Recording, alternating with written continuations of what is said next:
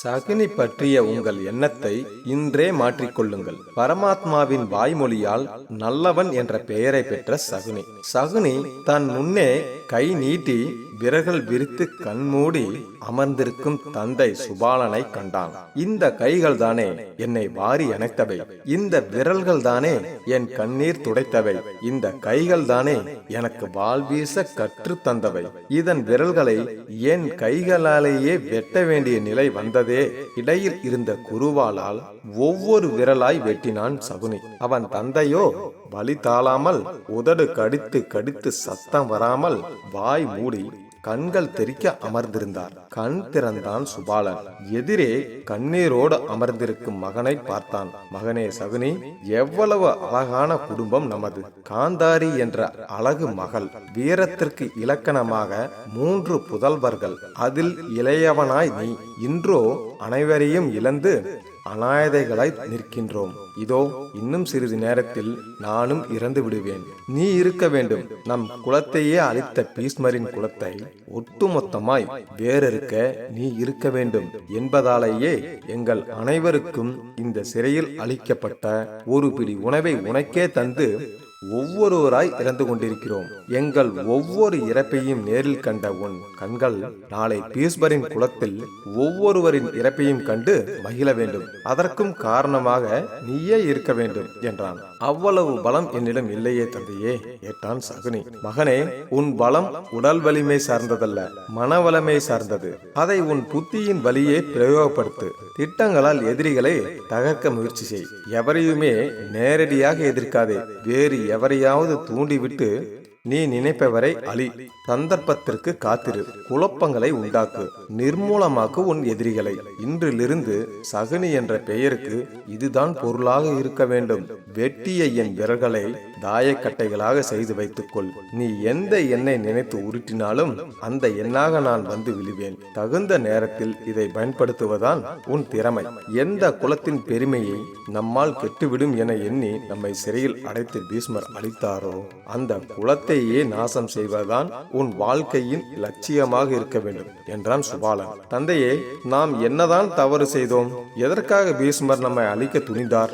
என் சகோதரி காந்தாரியை கூட அவர் வந்து கேட்டதால் தானே திருதராஷ்டிரனுக்கு மனம் முடித்து கொடுத்தோம். பிறகு ஏன் நமக்கு இந்த முடிவு கேட்டான் சகுனி. மகனே, காந்தாரியின் ஜாதக பலனின்படி அவளுக்கு முதல் கணவனாக வருபவன் உடன் பலியாவான் என இருந்ததால் ஒரு ஆட்டுக்கிடாவை அவளுக்கு சாஸ்திரப்படி திருமணம் செய்து அதனை பலியிட்டோம். அதன் பின் சில காலம் கழித்து அவளுக்கு 2வதாக திருதராஷ்டிரனை மணமுடித்தோம்.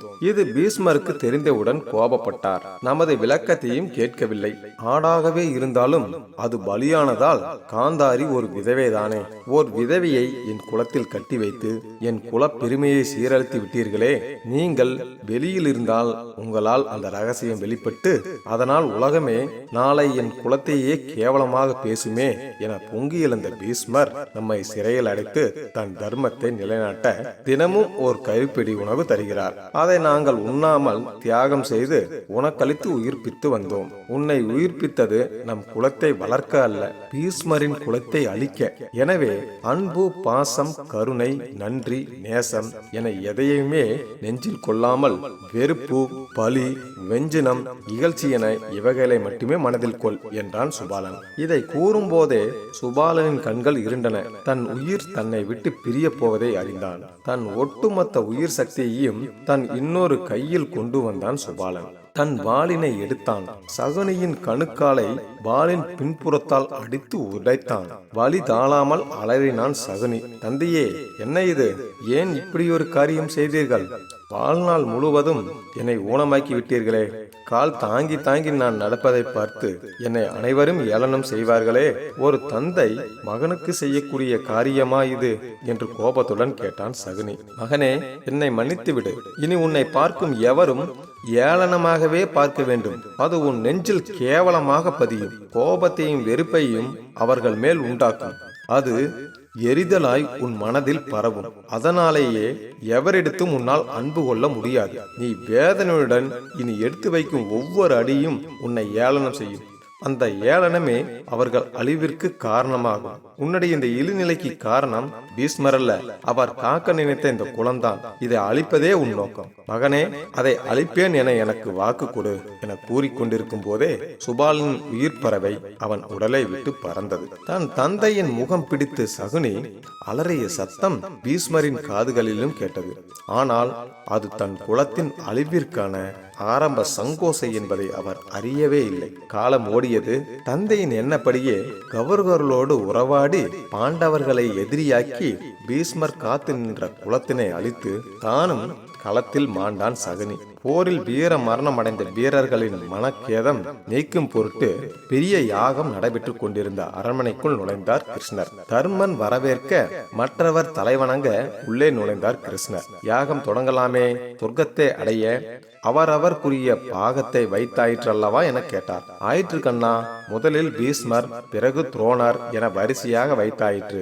உன் வரியை காத்திருந்தோம் என்றான் அர்ஜுனன். யாகத்தின் முதல் வேண்டுதல் யார் பெயரில் கேட்டார் கிருஷ்ணர். குலத்தின் தோன்றலுக்கு காரணமான பீஷ்மரின் பெயரில் தான் என்றார் தர்மன். வீர மரணம் அடைந்தவர்களுக்காக நடத்தும் யாகத்தில் முதல் பாகம் சகுனியின் பெயரில் அல்லவா இருக்க வேண்டும் என்று கிருஷ்ணர் சொன்னவுடன் பாண்டவர்கள் அதிர்ந்தனர். பீமன் பல் கடித்தான். அர்ஜுனனின் கை தானாக உறைவாளை நோக்கி சென்றது. என்னாயிற்று கண்ணா உனக்கு?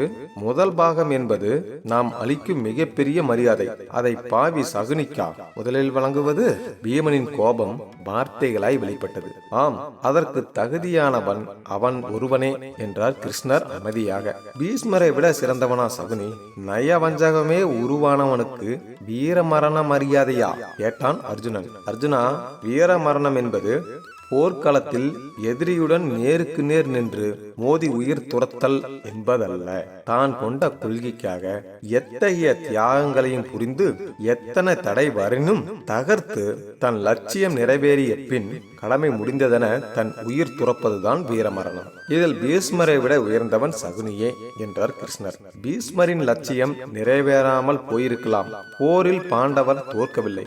ஆனால் எங்களை அழித்துவிட வேண்டும் என்ற சகுனியின் லட்சியமும் வெல்லவில்லையே கேட்டான் தர்மன். போரில் உடன் பிறந்தவர், உற்றார், உறவினர், பெற்ற பிள்ளைகள் என அனைவரையும் இழந்து நிற்கும் நீங்கள் ஐவரும் எல்லாம் இருந்தும் எதுவும் இல்லாதவர்கள், நடைபிணவாய் வாழ்பவர்கள்.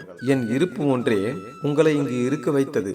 உங்கள் வாரிசுகளை அழித்த பின்னும் சகுனியின் ஆசை நிறைவேறவில்லை என்றா சொல்கிறீர்கள்? கேட்ட கிருஷ்ணரின் கேள்வி கணைகளில் இருந்த உண்மையை தாங்க முடியாமல் தலை குனிந்தனர் பாண்டவர்கள். அப்படி பார்த்தால் சகுனியின் லட்சியம் எங்களை அழிப்பதை விட துரியோதனுக்கு வெற்றியை தேடி தருவதில் தானே இருந்தது. அது நிறைவேறவில்லையே. கௌரவர்கள் அனைவரும் அழிக்கப்பட்டனரே என அர்ஜுனன் வினவ சிரித்தார் கிருஷ்ணர். அர்ஜுனா, எதை நினைத்து தன் வாழ்வை சகுனி ஆரம்பித்தானோ அதை முடித்தே சென்றான். ஒரு புறம் 100 எதிரிகள், இன்னொரு புறம் 5 எதிரிகள். உங்கள் ஐவரை அழிப்பதாக கூறிய பல செயல்கள் மூலம் தனது 100 எதிரிகளை உங்கள் மூலமே அழித்து உங்களையும் நடைபெணமாக்கியவன் சகுனி என்பதை அறியாமல் பேசுகிறாய் என்றார் கிருஷ்ணர். என்ன, கௌரவர்களை அழிப்பதே சகுனியின் லட்சியமா? ஏன் கண்ணா, ஏன்? அதுவரை மௌனமாக இருந்த திருதராஷ்டிரன் கேட்டார். கௌரவர்களை மட்டுமல்ல, உங்கள் ஒட்டுமொத்த குலத்தையும் வேறறுப்பதே அவன் நோக்கம், லட்சியம் எல்லாம். அதை நிறைவேற்ற தனி ஒருவனாக அவனால் முடியாது என்பதால் கௌரவ பாண்டவர்களிடையே விரோதத்தை வளர்த்து தன் லட்சியத்தை நிறைவேற்றி கொண்டான் சகுனி என்றார் கிருஷ்ணர். பாம்பென்று தெரியாமல் பால் வார்த்து நானே என் பிள்ளைகளின் அழிவிற்கு காரணமாகி போனேனே. பல் கடித்து காலை தரையில் உதைத்து தன் கோபத்தை வெளிப்படுத்தினார் திருதராஷ்டிரன். இல்லை, பாம்பல்ல சகுனி, அடிபட்ட புலியவன். பழிவாங்க காத்திருந்தான். நேரம் வாய்த்ததும் பயன்படுத்தி கொண்டான் என்றார் கிருஷ்ணர். துரோகி, நல்லவன் போல் நடித்து ஏமாற்றினானே என்றார் திருதராஷ்டிரன். இங்கிருக்கும் எவரையை விட சகுனி நல்லவன் தான். உங்கள் பிள்ளைகளை துரியோதனை கொண்டதற்காக பீமனை கொல்ல நினைத்த நீங்கள் நல்லவர் என்றால், அபிமன்யுவை கொன்ற அயத்ராதனை கொன்று பழிவாங்கிய அர்ஜுனன் நல்லவன் என்றால், பாஞ்சாலியின் சபதத்தை நிறைவேற்ற துரியோதனை கொன்ற பீமன் பீமன் நல்லவன் என்றால் தன் கண் எதிரிலேயே தன் குடும்பத்தினர் ஒவ்வொருவராய் உணவின்றி உயர்த்துரைப்பதை பார்த்திருந்த சகுனி அதற்கு காரணமான உங்கள் குலத்தையே அழிக்க நினைத்தது. அதற்காகவே அவர் உயிர் வாழ்ந்த சகுனி உங்கள் எல்லோரையும் விட நல்லவனே என்றார் கிருஷ்ணர். என்ன சொல்கிறாய் கண்ணா? எங்கள் குலத்தால் சகுனியின் குடும்பம் அழிந்ததா? இதை நம்ப முடியவில்லையே. என் மனைவியின் சகோதரன் என்பதால் நான் தானே அவனை வளர்த்து வந்தேன். பிறகு வேறு எவர் அவன் குடும்பத்தை அழித்தது? சகுனியின் வாழ்வின் சரித்திரம்தான் என்ன? சொல் கண்ணா, கதறி கேட்டான் திருதராஷ்டிரன். அது எனக்கும் பீஷ்மருக்கும் மட்டுமே தெரிந்த ரகசியம். அது இருக்கட்டும். நான் கூறியது போல் சகுனிக்கு முதல் பாகம் தர முடியுமா முடியாதா கேட்டார் கிருஷ்ணர். கோவப்படாதே கண்ணா. யாகத்தின் முதல் பாகத்தை எவருக்குமே தீங்கிழைக்காத எவரிடத்தும் தவறு செய்யாத பீஷ்மரை விட்டு சகுனிக்கு தர சொல்வதை எங்கள் மனம் ஏற்கவில்லையே என்றார் தர்மர் அமைதியாக. தர்மா வீரனாக நல்லவனாக ஒழுக்கமானவனாக இருந்த சகுனியை இந்த நிலைக்கு ஆளாக்கியதே பீஷ்மர் தான் என்று அறிவாயா? சகுனியின் குடும்பத்தையே உங்கள் குலத்தின் பெருமையை குறைந்துவிடக் கூடாது என்பதற்காக அழித்து மறைத்தவர் பீஷ்மர் தான். அறிவாயா? தப்பி பிழைத்தவன் சகுனி தன் வாழ்வியலை மாற்றிக்கொண்டான் தன் லட்சியம் வெல்வதற்காக. இதில் என்ன தவறு?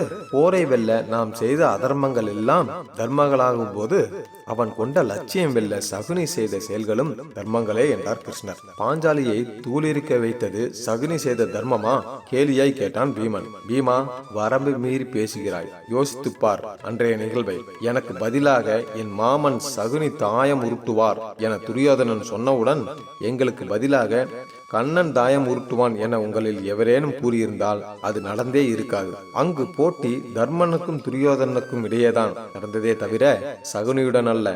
அந்த இடத்தில் தாயக்கட்டைகளை போல் சகுனியும் ஒரு கருவியே. பாஞ்சாலியின் அவமானம் சகுனியால் திட்டமிடப்பட்டதல்ல. அதற்கு முழு பொறுப்பேற்க வேண்டியவர்கள் தருமனும் துரியோதனும் தான். வேடிக்கை பார்த்து கொண்டிருந்த உங்களை போல் சகுனியும் பார்வையாளன் தான். பழிகாரன் அல்ல. புரிந்து கொண்டு பேசு. கடுமையாக சொன்ன கிருஷ்ணரை பணிந்தான் சகாதேவன். பரந்தாமா, பீமனை மன்னித்து அருளுங்கள். நீங்கள் கூறி அதை மறுத்த அவப்பெயர் எங்களுக்கு வேண்டாம். இந்த யாகத்தின் முதல் பாகம் சகுனிக்கே தரப்படும் என்றான் சகாதேவன்.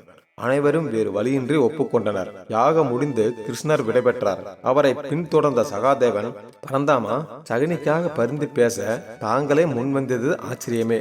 இதற்கு கண்டிப்பாக வேறு காரணம் இருக்கும். அதை நான் அறியலாமா? சகுனியை கொன்றவன் என்ற உரிமையில் கேட்கிறேன் என்றான் பணிவுடன். சகாதேவா, காலத்தின் மறு உருவம்தான் நீ. அதனால்தான் உனக்கு எதிர்காலம் அறியக்கூடிய ஜோதிட கலை எளிதாக வந்தது. சகுனியை கொன்றது நீயல்ல. அவன் லட்சியம் முடிந்தவுடன் உன் உருவான காலம் அவனை அழைத்துக் கொண்டது. கவலை வேண்டாம். அது மட்டுமின்றி இந்த பிரபஞ்சத்திலேயே அவன் காலம் முழுதும் என்னையே அடுத்து நான் என்ன செய்வேன் என்பதையே அனுதினமும் நினைத்து கொண்டிருந்தவன் சகுனி ஒருவனே. அது பக்தியாக இல்லாவிட்டாலும் கூட என்னையே நினைத்திருந்ததால் அவனும் என் பக்தனே. என் ஒவ்வொரு அசைவிற்கும் பொருளறிந்தவன். அவன் உயிரோடு இருக்கும் வரை என்னால் அவனுக்காக எதுவும் செய்ய முடியவில்லை. அவனை என் பக்தனாக அவன் விரும்பாவிடனும் அவனை நான் ஏற்றுக்கொண்டதனால் யாகத்தின் முதல் பாகத்தை அவனுக்கு அளிக்க வைத்து பெருமைப்படுத்தினேன். என்னை விரும்பி ஏற்பதோ விரும்பாமல் ஏற்பதோ முக்கியமல்ல. என்னை ஏற்பது என்பது மட்டுமே முக்கியம். அது போதும் ஒருவனை நான் ஆட்கொள்ள என்ற கிருஷ்ணரை வியந்து வணங்கி வழி அனுப்பி வைத்தான் சகாதேவன். இன்னும் நிறைய கதைகளை பார்க்கலாம். லைக் பண்ணுங்க, கமெண்ட் பண்ணுங்க, ஷேர் பண்ணுங்க, மறக்காம சப்ஸ்கிரைப் பண்ணுங்க. நன்றி நண்பர்களே.